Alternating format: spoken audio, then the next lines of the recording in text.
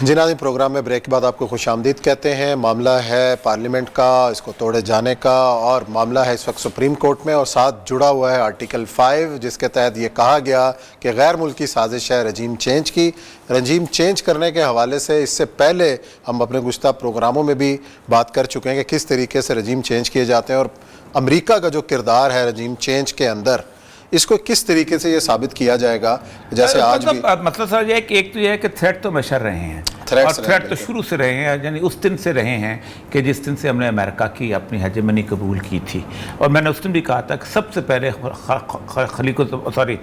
मौलवी अब्दुल कादिर फजल हक ने कहा था कि अमेरिका ने मेरी गवर्नमेंट जो है मशरक़ी पाकिस्तान में ख़त्म करवाई, वहाँ से 1950 के अंदर से। फिर उसके बाद बाकी जगहों पे होता रहा, लेकिन हुआ यह है कि ये हमेशा एक सीक्रेट सूरत हाल रही है। सही है। तो मैं ख्याल शमशाद साहब मौजूद हैं, पूरे इन एंड आउट के वाकिफ़ हैं। बिल्कुल, साबिक सेक्रेटरी खारजा हैं शमशाद अहमद खान साहब। अस्सलाम वालेकुम सर ये मैं आज डिस्कस कर रहा था कि मौलवी अब्दुल कासिम फजल जो थे, उन्होंने जिस वक्त न्यूयॉर्क टाइम में उनका इंटरव्यू छपा तो उन्होंने कोई बयान नहीं दिया था कि मैंने मशरक़ी पाकिस्तान की आज़ादी चाहता हूँ, लेकिन उसमें उन्होंने छाप दिया। और वो बहाना बना के उनको, जब उनकी गवर्नमेंट तोड़ी गई, सिकंदर मिर्ज़ा को लाया गया, तो उन्होंने बयान दिया था कि अमेरिका ने मेरी हुकूमत तोड़वाई है। आप तो रहे हैं, ये जो इस तरह के ख़त जो हैं जिसमें वो एक फॉर्मल कम्युनिकेशन जो है थ्रू एम्बेसडर कम्युनिकेट की जाती है, ये कब कब आते रहे हैं पाकिस्तान में? और अब चूँकि ज़ाहिर बात है एक चीफ एग्जीक्यूटिव ने अपना प्रोरोगेटिव यूज़ करते हुए इसको नेशनल इंटरेस्ट में ओपन कर दिया है, तो ये तारीख पता चल जाए ताकि लोगों को अंदाज़ा हो। और यह सबसे पहले तो मैं एक बात की वजाहत कर दूं कि अमेरिका के साथ हमारा ताल्लुक एक खुसूसी नौइयत का रहा है तारीखी तौर पर। ठीक। और इसके अंदर फिर अप्स एंड डाउन्स आते रहे हैं, लेकिन ये जो रिजीम चेंजेस वाली चीजें हैं, ये अमेरिका की पहले पॉलिसियों में नहीं होता था जिस हद तक मुझे पता है। और ये सारी 9/11 के बाद की इनकी बाकायदा एक मुसल्लमा पॉलिसी है रिजीम चेंज की कि जो हुकूमतें इनको पसंद नहीं होती तो उनको बदल दिया जाए। और इस मौजू पर मैं फिर आऊँगा, लेकिन आपने चूँकि एक तारीखी तनाज़र का जिक्र कर दिया है, तो मैं इतना ज़रूर कहूँगा, क्योंकि हमने आज़ाद होने के बाद ये फैसला कर लिया था कि हम अब मगरब के इत्तेहादी बनेंगे, बल्कि सोवियत यूनियन के साथ हमारा ताल्लुक नहीं होगा। तो उस पर फिर लियाकत अली खान ने सबसे पहले दौरा किया था अमेरिका का, जो कि बड़ा गैर मामूली तौर पर 2 हफ्ते लंबा तवील था। और ये दुरुस्त बात है कि लियाकत अली खान की पॉलिसियाँ जो थी वो हर लिहाज से अमेरिका की ख्वाहिशात के मुताबिक नहीं थी, क्योंकि अमेरिका हमें चाहता था कि हम कोरिया की जंग में उनका साथ दें, तो हमने इनकार कर दिया था, क्योंकि हमारी पॉलिसी शुरू से ये थी कि कायदे आज़म के विजन के मुताबिक कि हमने जंगों का साथ नहीं देना, हमने अमन के जो है उसको तक़वियत देनी है। तो खैर लियाकत अली के साथ जो कुछ हुआ वो मुझे नहीं पता कि वो किसी की साजिश का नतीजा था या हमारी अंदरूनी सियासत थी। तो इस वजह से कुछ फर्ज कर लेना जो है वो ठीक है, सही है मौजूदा कॉन्टेक्स्ट में। इसके बाद अलबत्ता जहाँ तक धमकियों की बात है, ये बड़ी ताकतों का हक बनता है। मैं आपको बताऊं, क्योंकि एक असूल है जो आप भी अच्छी तरह जानते हैं, might has always been might, जो कि कभी दुरुस्त नहीं हुआ, मगर it has always been claimed right. सही। तो जो बड़ी ताकतें होती हैं वो हमेशा अपना हक समझती हैं। अमेरिका जब से सुपर पावर बना था, बिलखुसूस ये यूनिलैटरलिज्म के आने के बाद, तो फिर अमेरिका ने ये पॉलिसी रिजीम चेंज की, जंगों का करना, और नेटो को एक बाकायदा मिलिट्री बैंड वैगन के तौर पर इस्तेमाल किया, कोलिशन बना के कोलिशन खड़ी करते थे। ये जो अपना शमशाद साहब, जो साइरस वैंस का खत कहा जाता है भुट्टो के ज़माने में, और जो किसिंजर की धमकी है, फिर उसके बाद कारगिल में तो आप ज़ाहिर बात है खुद सेक्रेटरी थे उस वक्त जब ये सूरत हाल बनी थी, जब उन्होंने हमारे मुज़ाकरात इंडिया से रुकवाए थे। और जी मैं बताता हूँ, देखें, और यह ऐसा है कि जो साइरस वैंस वगैरह की जो बातें हैं ना, वो खत वक्त एक और तनाज़र में थे। मैंने जिस तरह कहा उनका हक बनता है। तो जब भुट्टो ने न्यूक्लियर प्रोग्राम शुरू किया था, तो उस पर किसिंजर ने धमकी दी कि तुम्हें हम मिसाल बना देंगे। ये बातें तो दुरुस्त हैं, तो धमकी देना उनका हक था। भुट्टो पार्लियामेंट में भी ले गए थे, लेकिन ये है कि भुट्टो ने अपनी जो पॉलिसी थी वो तो नहीं बदली ना। हम ये था कि जो अमेरिका चाहता था वो नहीं किया था, और ये आज सिचुएशन वही पैदा हो रही है, क्योंकि भुट्टो ने डिफाई किया था अमेरिका की ख्वाहिश को उस वक्त لیکن بعد میں جو یہ فرض کر لینا کہ امریکہ نے بھٹو کو مروایا، یہ میں بات سبسکرائب نہیں کر سکتا، کیونکہ یہ تو کوئی بھی نہیں جانتا، سچی بات یہ ہے۔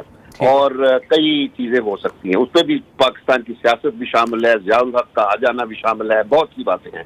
لیکن اب آتے ہیں آپ کی موجودہ صورت کو، آپ نے جو کہا نا، تو وہ یہ ہے کہ جس طرح امریکہ کی پالیسیاں ہیں آج 9/11 کے بعد کی، اس میں رجیم چینج ایک مسلمہ ان کی ڈاکٹرن ہے یہ، اور اس کا مثالیں ہیں موجود کہ جب عرب سپرنگ جس کو کہا جاتا ہے کہ عرب دنیا ان کے لیے بڑی اہمیت کی حامل ہے، لیکن اگرچہ تیل پروڈیوس کرنے والی ملکوں میں کبھی انہوں نے رجیم چینج کیا نہیں، کیونکہ وہاں بڑے اچھے فرما بردار قسم کے حکمران ہیں۔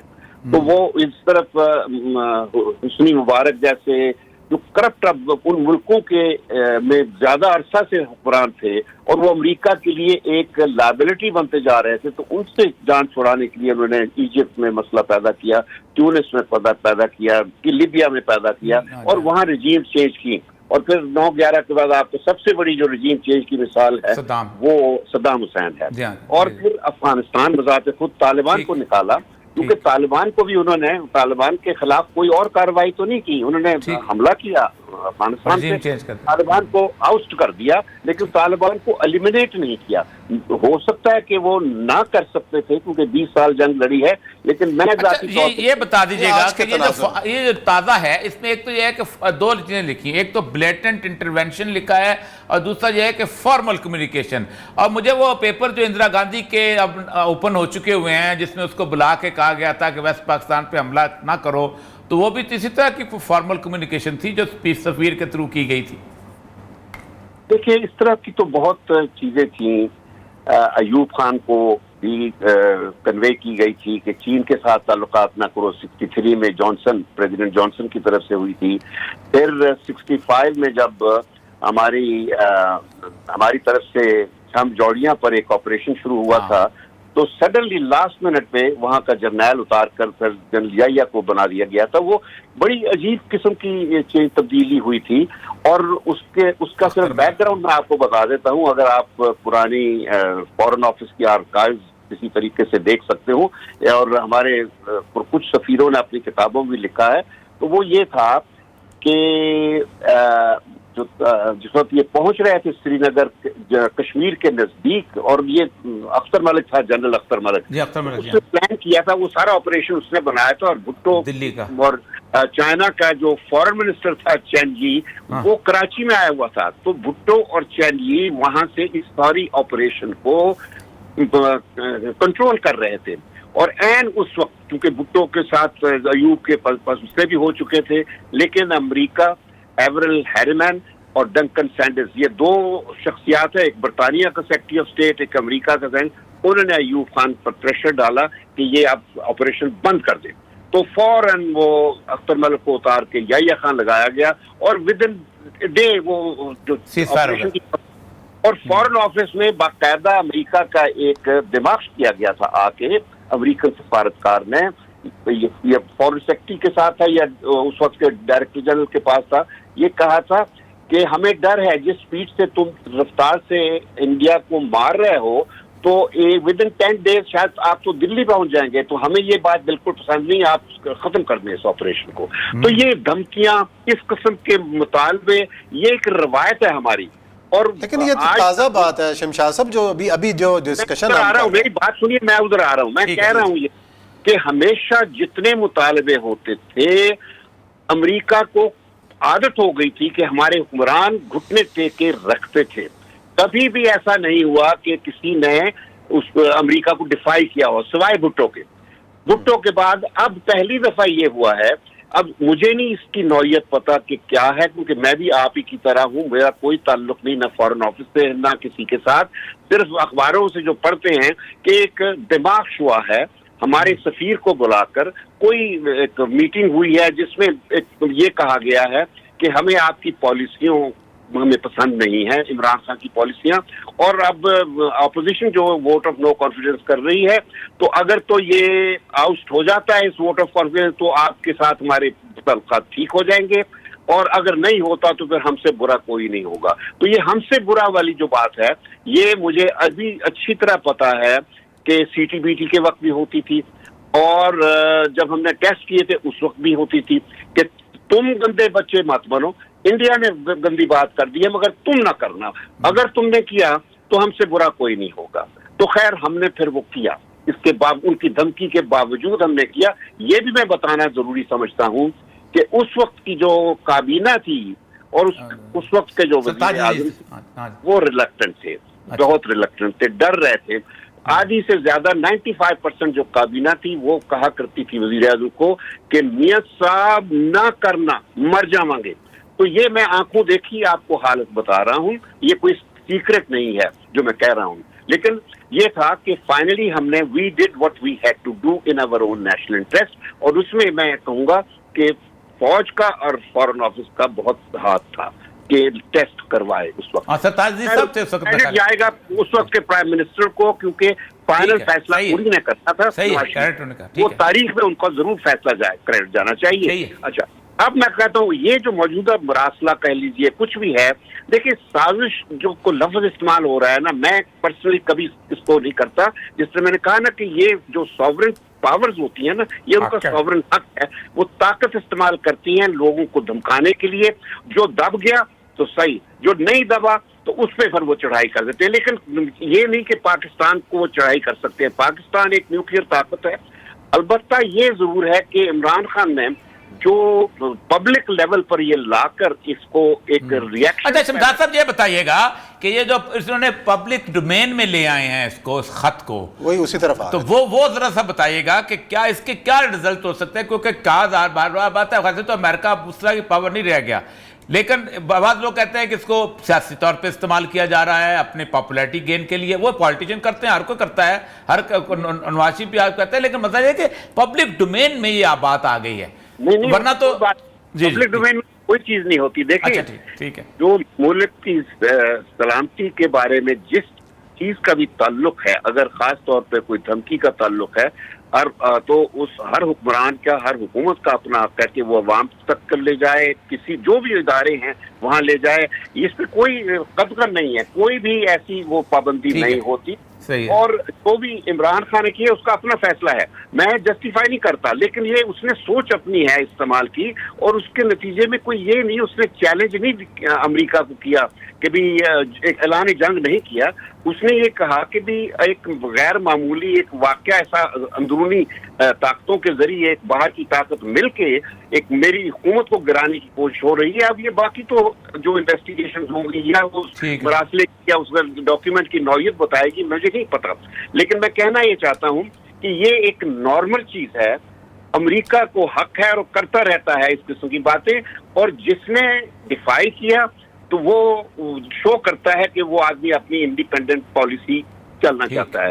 اس کے برعکس ہمارے حکمران جو امریکہ نے یہ اس وجہ سے بھی دھمکی دی ہے, آج تک ان کو بھٹو کے بعد عادت ہو گئی تھی کہ جو بھی ان کی آنکھ کا اشارہ دیکھ کے ہمارے حکمران وہ کر دیتے تھے جس کی امریکہ خواہش کرتا. اچھا شمشاد صاحب چلیں یہ تو ہو گیا کہ ایک ڈیفائی کر دیا, عمران خان صاحب کھڑے ہو گئے, واٹ نیکسٹ؟ اب آگے کیا نظر آ رہا ہے پاکستان اور امریکہ کے تعلقات کے حوالے سے؟ آج یہ بتائیے گا کہ جو ہم اس وقت چائنا رشیا کا جو ایشو ہے, کیونکہ اگر ہم اس وقت اس طرف آتے ہیں امریکہ کو کر لیتے ہیں, رجیم چینج ہو جاتی ہے, تو ہم تو ریجنل سپورٹ سے بھی نکل جائیں گے پھر.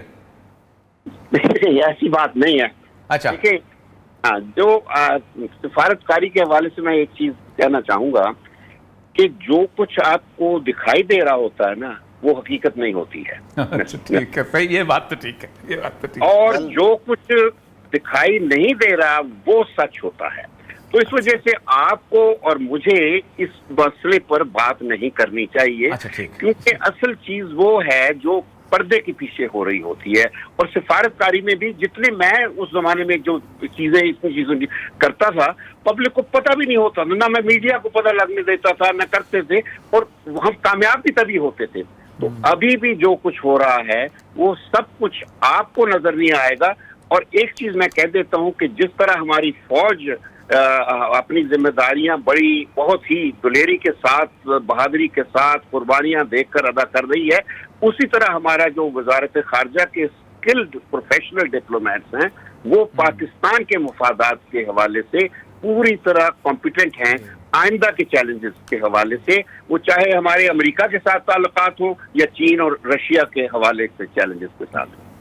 بہت شکریہ جی شمشاد احمد خان صاحب, بڑی تفصیل سے جو چیز نظر آ رہی ہے وہ نہیں ہے, جو نظر نہیں آ رہی وہ ہے. ڈیفینڈ کر دیا, چلے اچھی بات ہے. لیکن اصل مسئلہ یہ ہے کہ بنیادی طور پر میں آپ سے کہا نا کہ اصل اب جو, کیونکہ یہ جو سپریم کورٹ میں جو بحث شروع ہونی ہے نا, وہ بحث اس پہ ہونی ہے. کیونکہ ایک بات آپ کو عثمان صاحب یاد رکھیں, نہیں بحث ہونی بھی ہے کہ نہیں ہے, اگر تو یہ قومی سلامتی کا مسئلہ ہے. ان کیمرہ آج فواد چودھری صاحب نے کہا جی نہ چھیڑیں. نہیں یہی میں کہہ رہا ہوں. اسی لیے آپ کو پتہ ہے نون لیگ پیچھے ہٹ گئی ہے. آپ کو پتہ ہے اس وقت صرف پیپل پارٹی گئی ہوئی ہے. اچھا ہاں, نون لیگ کو اندازہ ہو گیا ہے کہ ہم زرداری کے ٹریپ میں آ کے ہم نے جو اثر کے وقت روزہ کھولا ہے یہ ہم نے غلط کر لیا. آج بلکہ انہوں نے بیان دلوایا ہے, نواز شریف نے سے انہوں نے بیان وہ چلا رہے ہیں کہ ہم پیپل پارٹی کو اکیلا نہیں چھوڑیں گے. اس کا مطلب کہ اکیلا چھوڑ دیا تھا آپ نے. دیکھیں نا سپریم کورٹ میں تو پیپل پارٹی گئی ہوئی ہے, کیونکہ کہتے ہیں کہ ہم کہتے تھے کہ یہ ہوگا, ہماری آپ نہیں مانتے تھے, ہم کہتے کہ 5 سال پورے کرنے دو تاکہ ایک دفعہ جان چھوٹ جائے. لیکن یہ اثر کا روزہ جو کھلا ہے, اب دیکھیں نا عثمان صاحب 12 وہ فیصلے ہیں انہوں نے اسمبلیوں کے سے, 2 فیصلے ہیں, ایک یوسف اللہ گیلانی کا فیصلہ ہے اور ایک نواز شریف کا فیصلہ ہے. 15واں فیصلہ لگا رہے ہیں بلوچستان اسمبلی کا. یہ 15 فیصلے کوئی ہیں. سپریم کورٹ کہتی ہے وہ ہمیں بتاؤ نیک نامی کہاں ملی ہے, ہمیں ماتھا کس نے چوما ہے, ہم نے ہمارا کبھی کسی نے نہیں چوما, کسی نے, ہر بندے نے کہا جی غلط کیا. یہ وجہ ہے کہ آج چلیں دلچسپ صورتحال ہے, دیکھتے ہیں کیا حل نکلتا ہے, اور حل وہی نکلے جو پاکستان کے لیے اچھا ہو. یا بریک لیتے ہیں, بریک کے بعد آئیں گے اور عمران خان صاحب کے ایک اہم کھلاڑی علیم خان کی پریس کانفرنس کے چند اقتباسات آپ کو سنائیں.